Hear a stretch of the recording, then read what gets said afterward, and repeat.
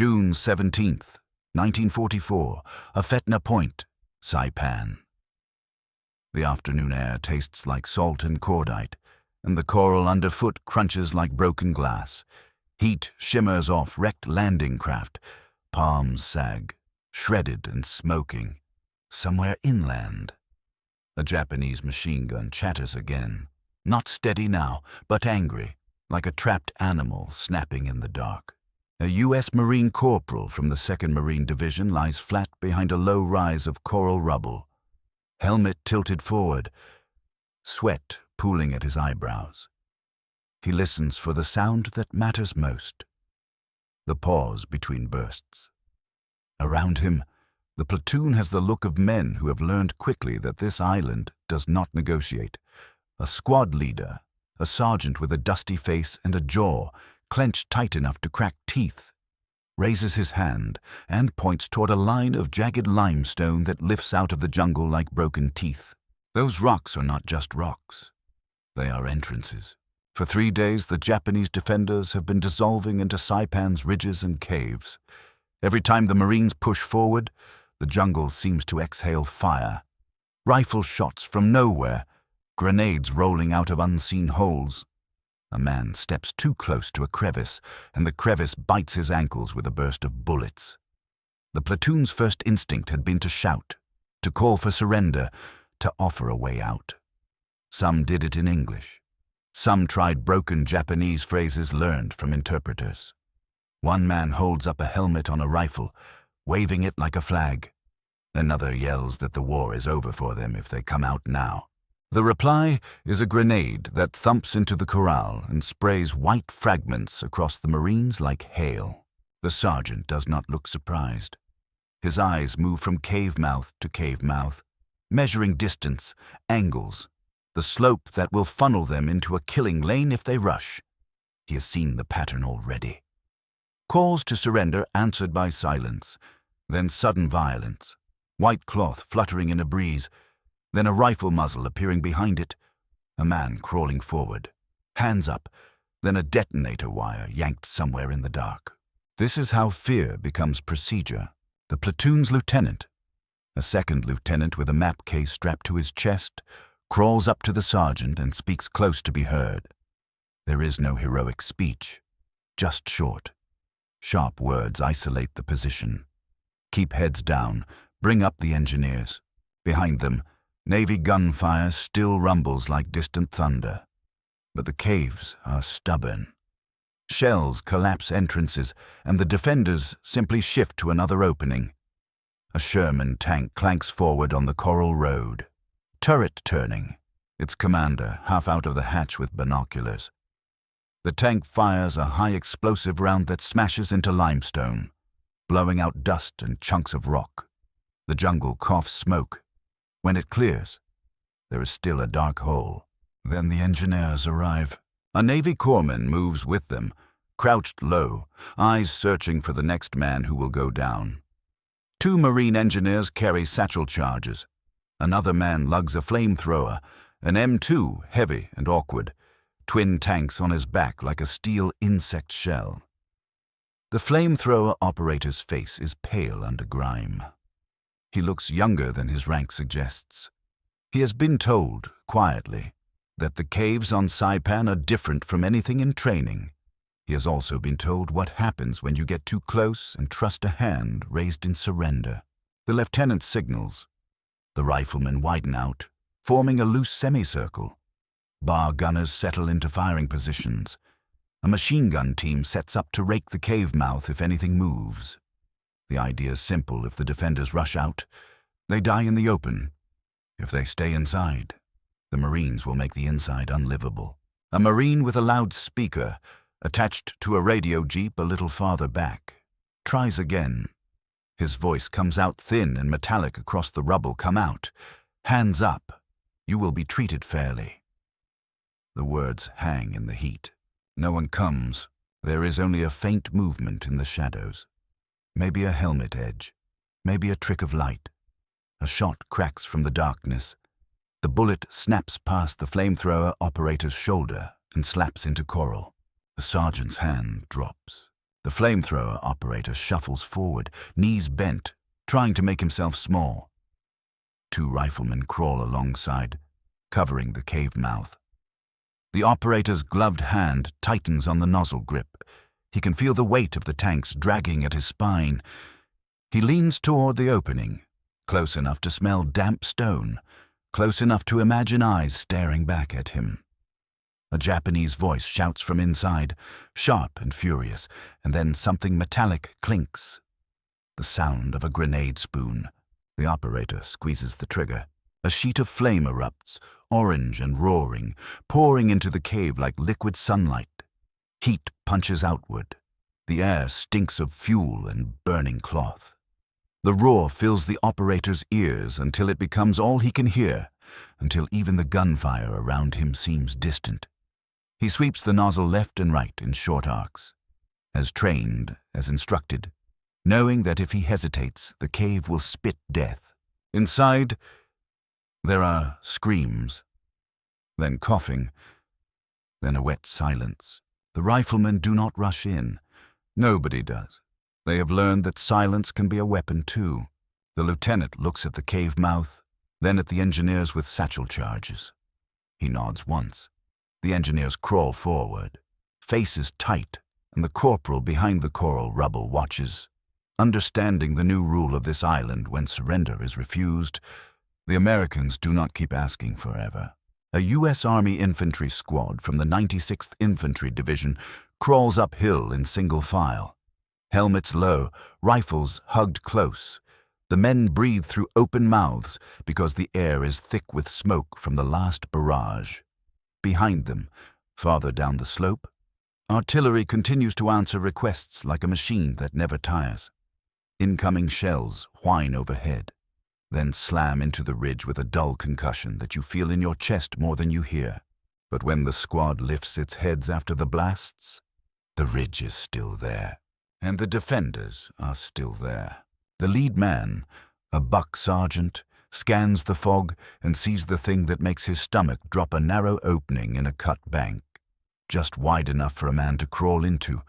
A cave mouth, not a natural cave, not a tourist cavern, but a dug and reinforced throat that leads into a network. The Japanese have had months to prepare. They have learned from earlier battles. They do not defend the beach. They defend the ridges and the reverse slopes. They let the Americans come close, then tear them apart with crossfire. The squad had tried the old way yesterday. They had shouted into a hole like this, English words bouncing off stone. A Nisei interpreter from the division had yelled in Japanese, voice steady, promising food, medical care, life. A hand had appeared first, then a helmet, then a figure in a torn uniform. The Americans had held their fire. The interpreter had stepped forward. Then the figure had thrown a grenade and dropped backward into the tunnel. 2 Americans died in the blast. The interpreter lived, but his mouth had filled with blood and he had stared at the hole as if it were a liar. Now, on April 6th, the squad does not waste words. The buck sergeant makes quick motions with his fingers. 2 riflemen slide left, 2 right, widening their arc. A barman sets the bipod into the mud. A machine gun team from the platoon's weapons section drags their gun into position and points it at the opening like a finger on a trigger. The sergeant glances back downhill. A Sherman tank is working its way up, tracks churning the red clay into slick paste. The tank is already scarred, paint scraped away by rock, sides marked with dark smears where fragments have struck. The commander in the hatch points his arm toward the tunnel mouth, then signals to the bow gunner. The infantrymen feel the tank's presence as comfort and danger at once. It is protection, but it is also a magnet for every hidden anti-tank weapon on the ridge. A shot cracks from the tunnel, then another. Bullets snap into the mud. One clips a rifleman's canteen, spraying water across his hip. He flinches, then grits his teeth, anger flashing through fear. The Japanese are not trying to win this moment with volume. They are trying to bleed it, one man at a time, one careless step, one pause too long. The buck sergeant lowers his chin. He does not yell. He does not bargain. He raises his arm and brings it down. The bar opens up. The machine gun joins. A harsher, steadier rip. The tunnel mouth becomes a storm of flying dirt and stone chips. The Americans are not trying to kill the men deep inside yet. They are trying to pin them. They want those defenders pressed flat against stone, unable to rise, unable to aim. The Sherman rolls closer. Cannon angled down, and fires a round that blows into the entrance. A shock wave punches outward. Smoke and dust billow. The tunnel does not collapse. It exhales debris like a coughing lung. The sergeant looks at the squad's newest addition, a young private carrying a pack that seems too big for his frame. The private is from the engineer detachment attached to the company. He has demolition charges. The private's eyes dart to the cave mouth and back to the sergeant. He has heard the stories, the booby-trapped entrances, the hidden firing ports, the tunnels that branch and loop so defenders can appear behind you. He nods anyway. Under covering fire, the engineer private crawls forward on elbows and knees. Pack dragging. The bar and machine gun keep pounding. Muzzle flashes bright in the fog. The private reaches the edge of the opening, close enough to smell damp earth and burnt powder. He pulls a satchel charge free, a canvas bag heavy with explosive. He tries not to think about the fact that he is inches from the enemy, separated only by shadow. Something moves inside the tunnel. A figure surges forward. Not a surrendering man, not a frightened prisoner, but a soldier lunging with a grenade in his hand, face twisted with determination. The private freezes for half a heartbeat. The covering fire slams into the figure. The Japanese soldier jerks, collapses, and rolls back into the darkness. The grenade detonates inside.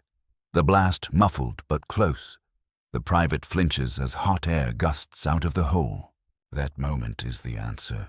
The private shoves the satchel charge into the entrance and yanks the fuse. He scrambles backward, boots digging into mud, hands clawing for traction. The buck sergeant grabs his harness and hauls him the last few feet into cover. The charge explodes.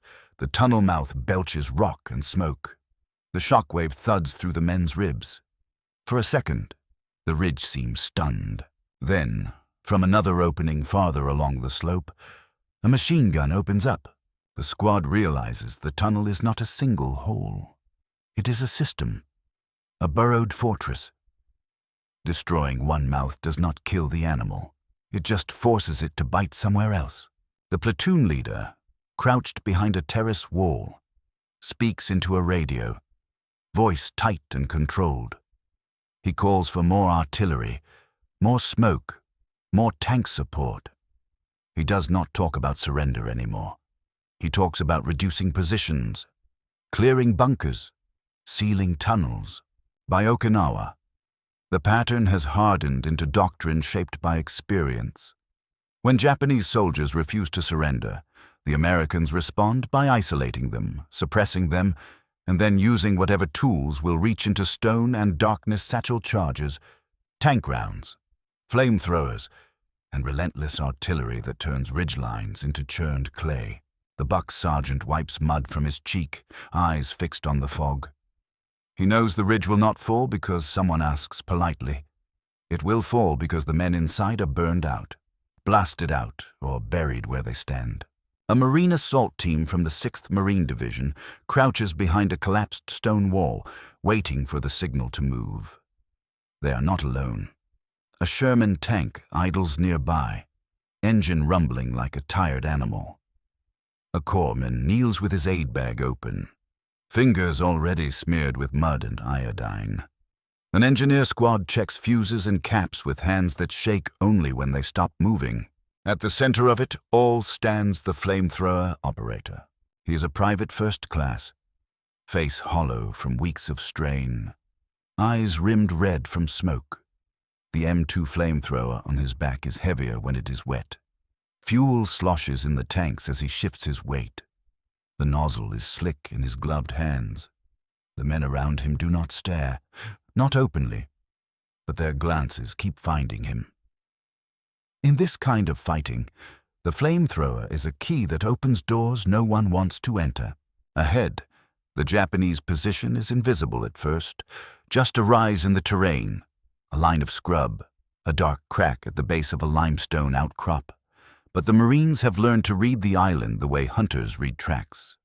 That crack is too clean. The brush around it is too neatly arranged. There are stones stacked in a way nature does not stack stones. The lieutenant whispers the plan. Simple and brutal. The riflemen and bar gunners will suppress likely firing ports. The tank will put rounds into the face of the outcrop and rake the brush with machine gun fire. The engineers will move in with charges. The flamethrower will do what the charges cannot do if the tunnels run deep. The interpreter is there too, a small man with a rain-soaked poncho and a voice that sounds older than his body. He has been asked to try once, because orders say you try when you can. He crawls forward with 2 riflemen covering him, leans toward the crack, and shouts in Japanese. He promises life, food, medical aid, fair treatment. His words are swallowed by the rain. For a moment, there is nothing. Then, a rifle fires from inside, the muzzle flash brief and pale in the dim light. The bullet snaps past the interpreter's head and hits the stone wall behind him, throwing chips into the Marines' faces. One of the covering riflemen answers with 2 shots into the crack. Another defender throws something that clinks against rock and rolls into the mud. Grenade! The Marines throw themselves down. The blast is muffled by wet clay but still punches hard. Mud and stones slap helmets. When the smoke clears, the interpreter is alive, curled on his side, hands over his head. He looks at the crack with a flat expression that says he has done his part. The lieutenant does not order him forward again. The suppression begins. Bar fire hammers the brush. Riflemen pick at anything that looks like a slit. The Sherman fires a high explosive round that smashes into the outcrop above the crack, collapsing a shelf of stone. Dust pours down like gray flour. The crack remains. Now the assault team moves. The flamethrower operator follows close behind the engineers, keeping low, knees bent, trying to make the tanks a smaller target. He can feel rounds cracking overhead and striking rock. The team reaches the base of the outcrop. One engineer pulls a satchel charge from his bag, checks the fuse, then hesitates. He has seen what happens when you place a charge and the enemy rushes out at the last second with a bayonet or a grenade. Using the blast and confusion as cover, the Marines do not rush in anymore. They do not crowd the entrance. They learned that lesson at Saipan, learned it again at Peleliu, learned it in every ravine and cave on Okinawa. This time, they do it in a practiced sequence.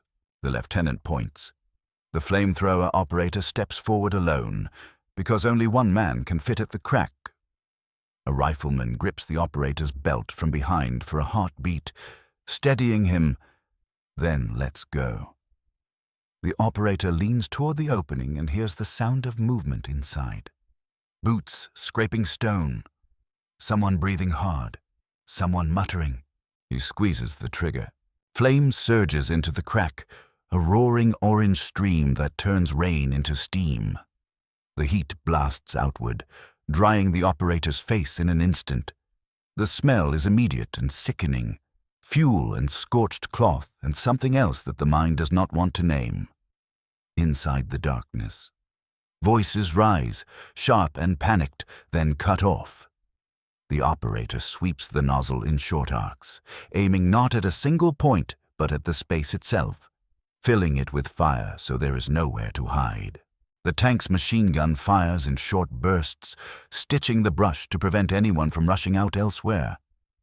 The BAR keeps pounding a suspected firing slit higher up. The engineers wait, watching the operator's stance, judging how long the fuel will last.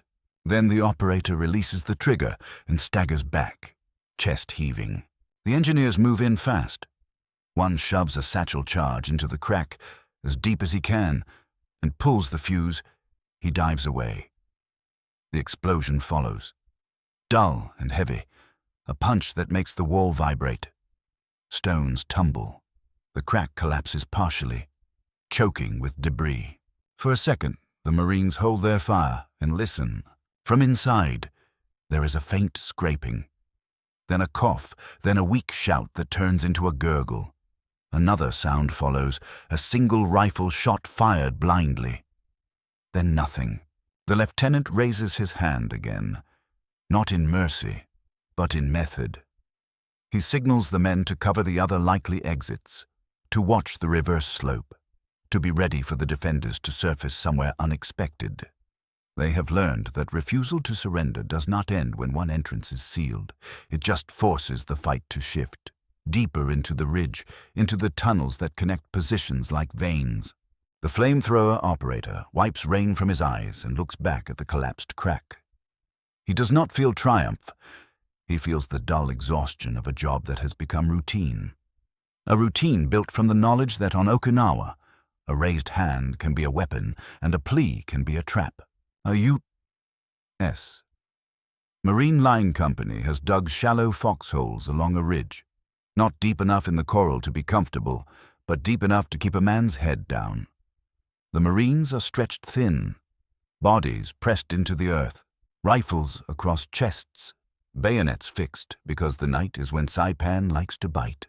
It begins with a sound that is almost nothing, a soft clink, a whisper of movement in brush.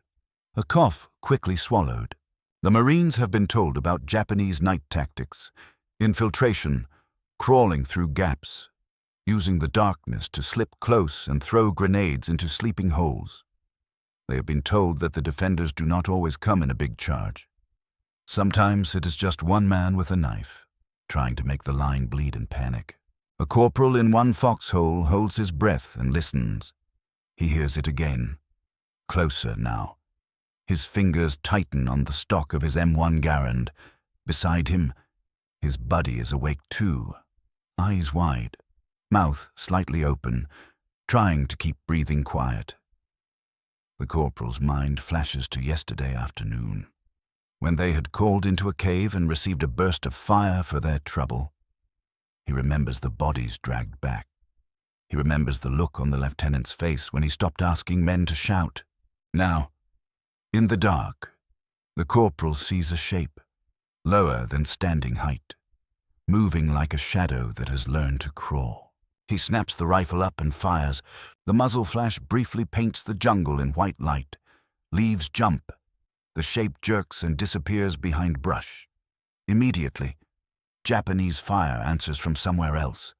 A rifle cracking. Then another. Bullets slice through leaves and smack into coral.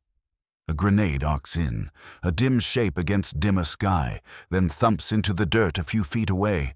The corporal yells a warning. The Marines nearby flatten. The grenade bursts, showering the ridge with fragments that ping off helmets and rifles. A man screams, hit in the leg. A corpsman crawls to him, hands moving by feel, pulling a bandage from his kit, trying to stop blood in the dark. The line comes alive. Flares go up, fired from launchers, climbing into the sky and burning bright green. The ridge turns into a harsh stage. Shadows sharpen. The jungle becomes a wall of black shapes with light dripping over them, and in that brief, bright glare, the Marines see the truth. Japanese soldiers are everywhere in front of them, some standing, some crouching, some already close enough to throw grenades. The Marines open up with everything. Rifles crack in rapid rhythm. Bars hammer. A machine gun rattles like a saw. Tracers streak through the humid air, red threads stitching into foliage. Japanese soldiers fall, then others step over them. Some rush forward with bayonets, faces set, mouths open in wordless shouts. Others crawl, trying to get close enough to toss grenades into the holes. In one section of the line, a Japanese soldier stumbles into the open under flare light and raises his hands. For a heartbeat, a Marine hesitates. It is the reflex from a different kind of war. A reflex that says a raised hand means surrender. The Marine's rifle wavers.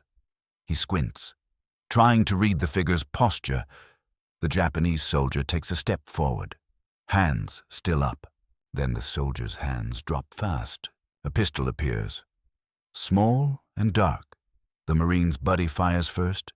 2 shots, and the Japanese soldier collapses into the coral dust, the pistol skittering away. The Marine who hesitated feels a cold wave pass through him. Not fear of death alone, but fear of being fooled. The next time he sees hands go up in the dark, his finger will not pause. Across the ridge, the fighting becomes close and brutal. Grenades explode in clusters, each blast followed by a half-second of ringing silence. Bayonets stab into shadows. Men grapple in the dirt, slipping in sweat and blood. The night smells of smoke and crushed green leaves, and the taste of it coats tongues like metal. When the flares burn out, the ridge turns dark again. But the Marines keep firing at shapes, at sounds, at movement. They have learned that waiting for certainty can get you killed. By dawn, the ground in front of the line is littered with Japanese bodies. Some died in the open during the rush. Others are found later in brush, killed while trying to crawl into the gaps.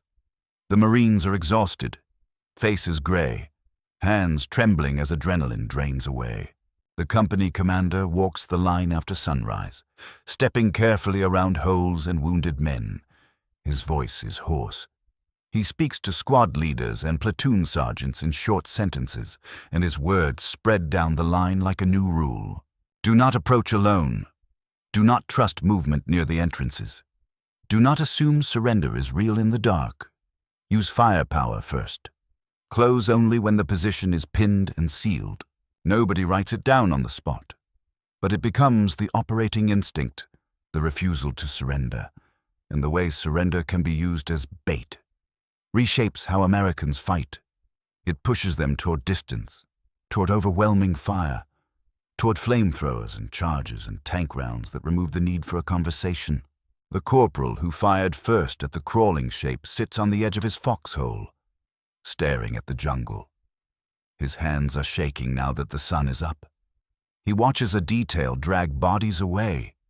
He hears a wounded man moan behind him.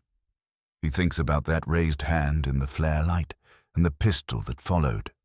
And he realizes that the Pacific has taught him something he will not unlearn. When the next cave refuses to answer surrender calls, when the next tunnel fires back, the solution will not be words. It will be fire and blast and sealing stone shut. On the American side, a U.S. Army battalion from the 27th Infantry Division holds a defensive perimeter in shallow positions dug into coral soil. Their hands are raw from digging. Their uniforms are stiff with salt and sweat. Machine guns are set to cover open approaches. Mortar tubes sit angled, waiting for coordinates. Ammunition is stacked in neat piles because neatness is a kind of control in a place that offers little. A private on a machine gun team lies behind the weapon with his cheek pressed to the stock, peering into the dimness. He can hear something that does not belong to normal night sounds. Not insects, not wind. A low rumble, like surf, but coming from inland. Footsteps, voices, a mass moving. He turns to his assistant gunner, eyes wide, and the assistant is already looking the same way. Then the first flare rises, fired by an American hand that has sensed the change. It climbs and blooms white, and the landscape below becomes a sudden, harsh photograph. The Japanese are coming. They pour out of the darkness in a wide front, running and stumbling over coral and brush. Some wave flags, some carry swords. Some shout as they run, voices merging into a single roar that feels like it can push air itself. It is not a coordinated attack in the way American doctrine would recognize. It is a flood, a final charge, driven by refusal, desperation, and a command culture that treats surrender as shame. The American line erupts. Machine guns open first, chattering into the mass. Rifles crack in rapid cadence. Bars hammer. Mortars thump, sending rounds arcing into the oncoming wave. Artillery, already registered from days of fighting, answers quickly. Shells burst among the attackers, ripping gaps that are immediately filled by men behind. The machine gun private squeezes the trigger and keeps it down, feeling the weapon buck and settle. Buck and settle. His hands locked on the grips, tracers stitch through bodies. He sees men fall and others leap over them. He sees a figure in a torn uniform run with a rifle held like a spear. He sees faces for a fraction of a second in flare light, eyes wide, mouths open. Some attackers make it close, too close. A Japanese soldier reaches the first line of holes and throws himself into a position, bayonet thrusting. An American screams and fights back with the butt of his rifle. Another attacker dives onto a machine gun position, trying to jam the barrel down, trying to stop the fire even if it costs him his life.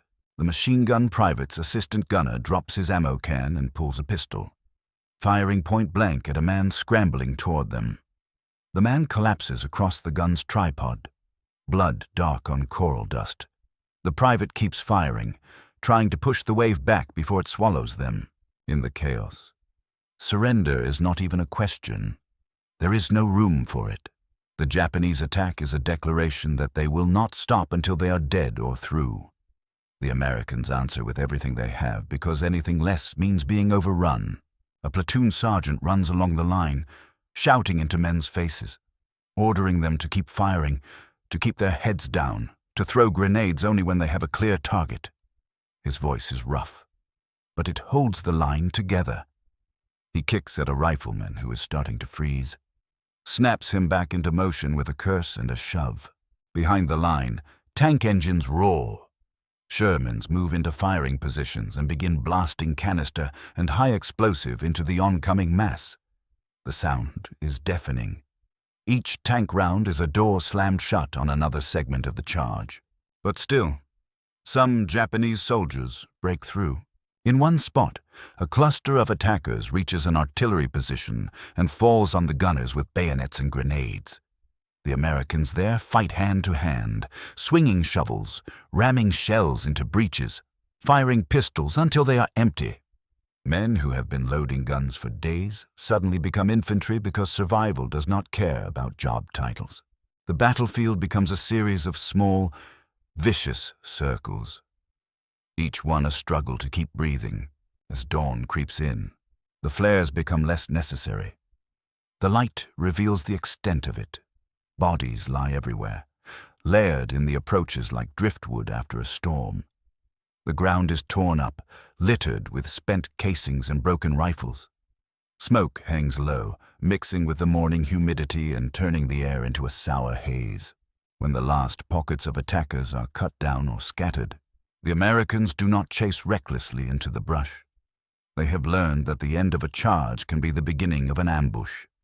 They advance carefully, in squads, covering each other, probing with fire. They find wounded Japanese soldiers who still grip grenades, fingers clenched around fuses as if unwilling to let go of death. They find men pretending to be dead who move when an American gets close. The Americans react with harsh caution. Weapons remain ready. Orders are repeated: do not approach alone. Do not assume helplessness. Keep distance. Use rifles, grenades, and firepower to control the situation. The machine gun private finally lifts his finger from the trigger. His barrel smokes. His shoulders ache as if he has been carrying stones. He looks at the pile of ammunition that is now mostly empty and realizes how long he has been firing. He feels sick, not because he doubts what he did, but because the scale of it is too large for a human mind to hold. This is the grim hinge of the story. When Japanese soldiers refuse to surrender and instead choose final charges, the Americans do not meet them with negotiation.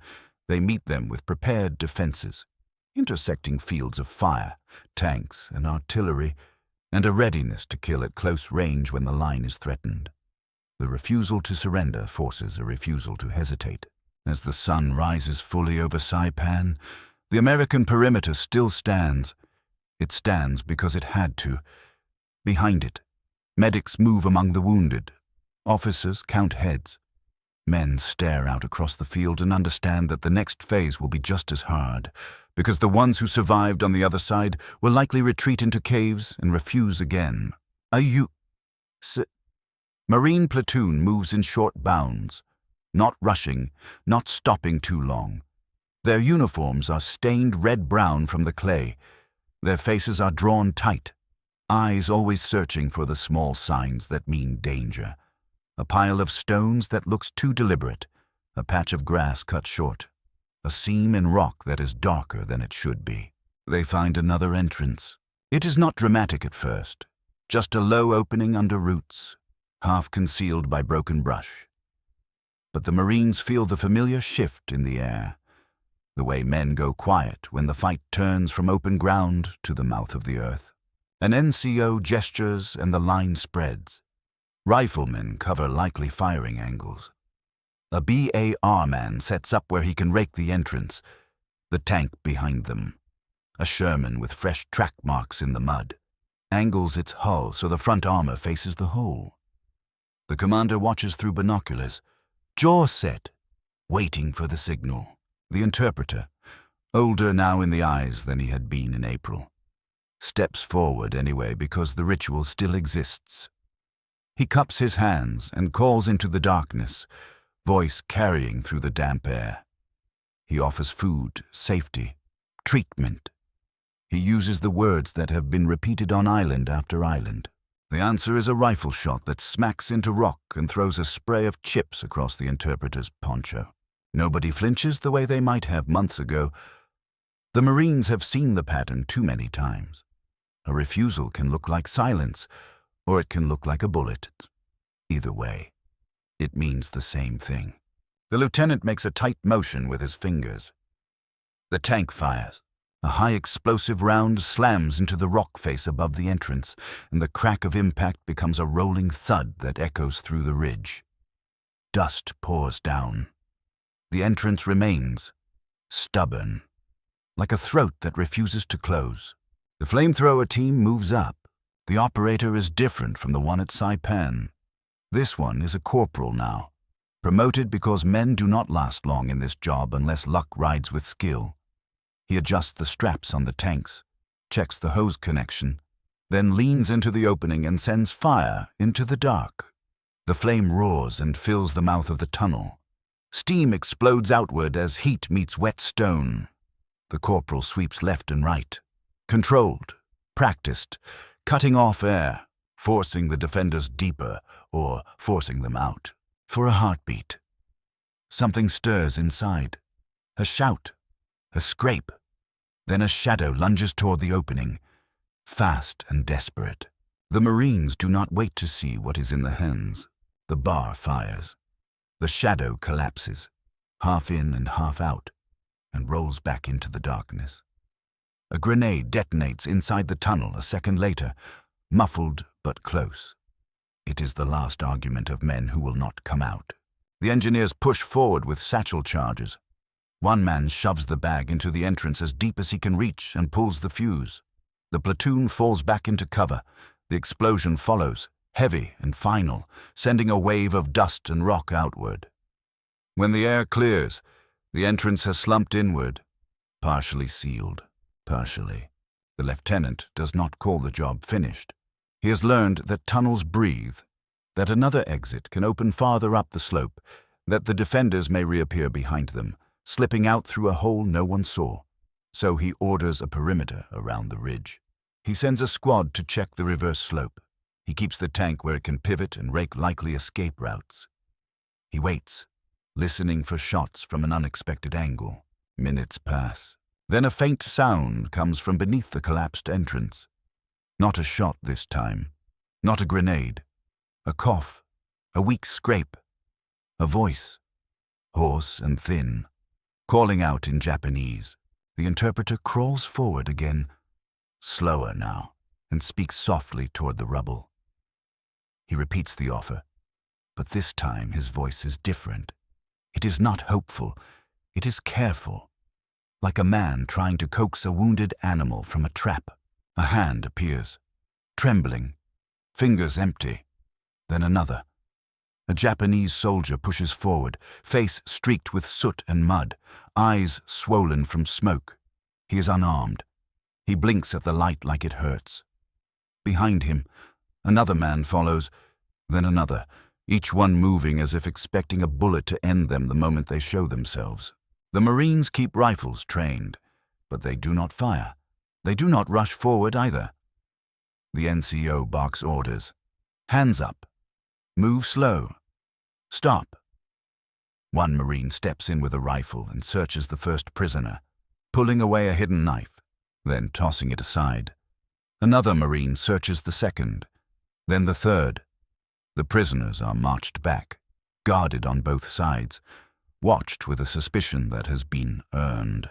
Not every cave ends like this. The platoon knows that. Many entrances have been sealed with defenders inside because no one came out, because every offer was answered with gunfire or a grenade, because the risk of walking into the dark was too high. That is what the Pacific has done to them. It has taught them to treat refusal as a signal to bring overwhelming force, to use tanks and artillery and flame and demolition to break positions that will not break by persuasion. As the prisoners disappear down the slope under guard, the flamethrower corporal sits on a rock and stares at his hands. They are shaking now that it is over.